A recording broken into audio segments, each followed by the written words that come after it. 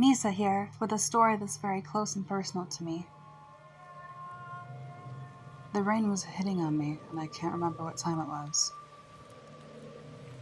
I was walking down the same old street, back to the hotel I was living in.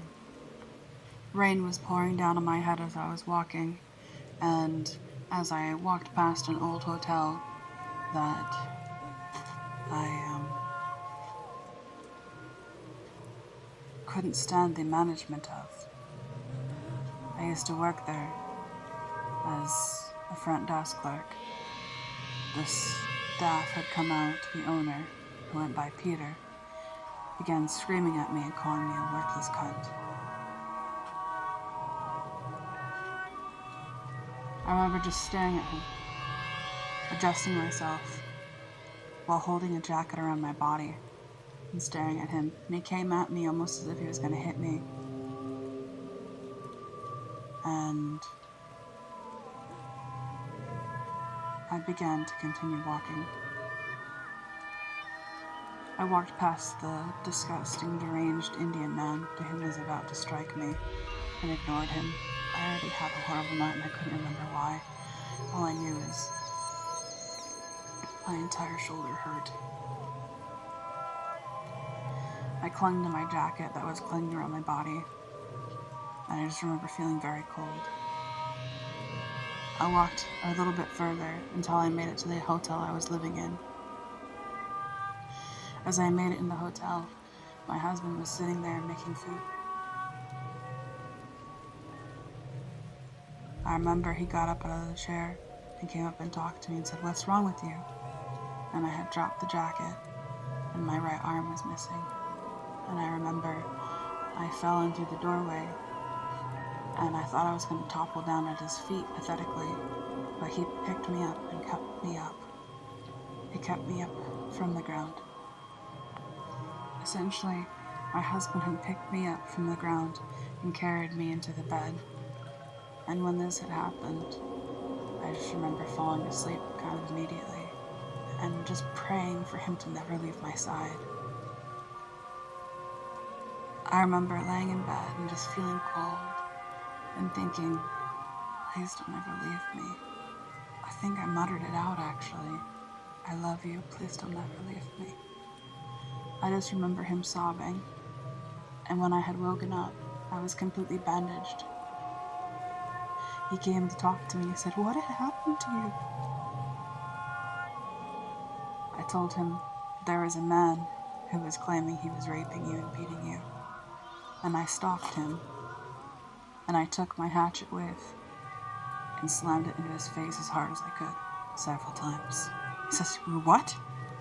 Where was this? When did this happen? Did the police see you?" I said, "I don't know. I can't remember. All I remember is that this man essentially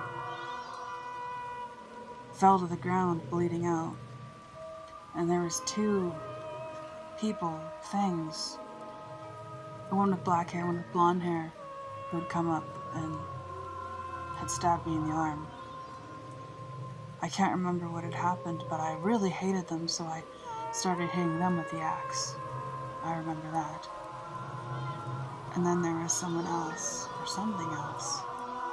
I can't remember what had happened, but my arm was messed up, and the point is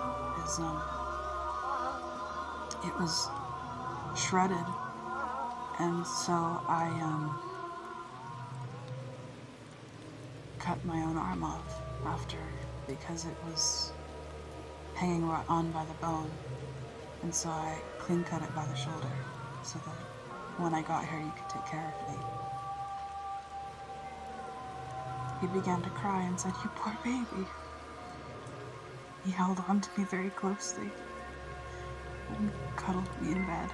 He said, "Don't worry, I'm gonna take care of this. I'm gonna make sure you're okay." I felt tears roll down my eyes, and I just remember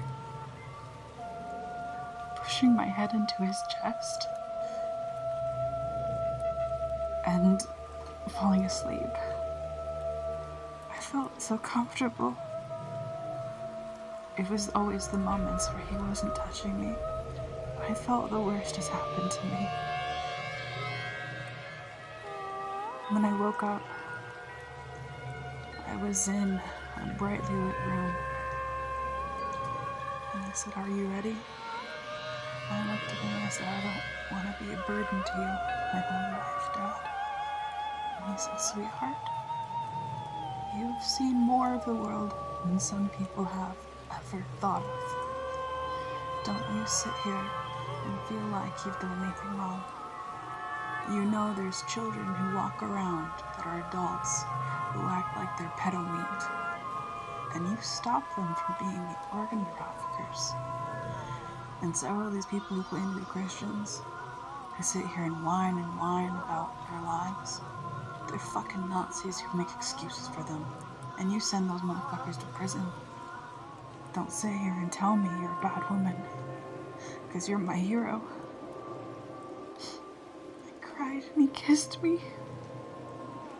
I felt his tears roll down my face, and I remember just moaning as he leaned into me, and I could feel his hair on my ears. Just the feeling of his face close to mine. He says, "I have to put you to sleep now, baby girl. When you wake up, we're gonna rest for a little bit, but then you're gonna be okay, okay?" And I said, "Okay." I began to fall asleep, and my husband walking away from me to a surgical table was all I remember. And I remember reaching out with my left arm with desperation for him to hold my hand. And I just remember kind of desperately saying in a mutter, "Hold me." And he came back and held my hand and rubbed my face and brought his face very close to mine, kissing me as I fell asleep. When I woke up, I was in his arms.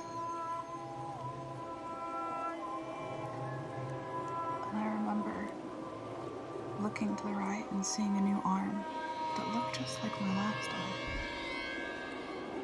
I was so confused.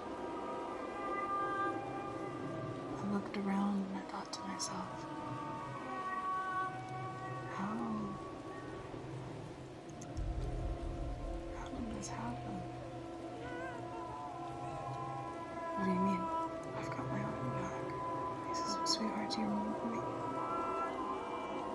You're my dad. You're my husband. You're my best friend. You're the one who came back, arm, but you gave me a new arm, didn't you?" And he said, "Yes, I did. You want some candy or something?" I said, "Ice cream." He held on to me, and we had a lovely moment. But the moral of the story is, people, organ harvesters, they hurt you, they abuse you, and sometimes veterans do get hurt. But medical malpractice is to say that an arm implant is impossible. The truth is, there is many people who used to say that boats and cars were impossible, that the wheel was impossible. And look where we are now in 2023. You really want to tell me that in a world of robotics, that an arm implant is impossible? Please, I'm a veteran.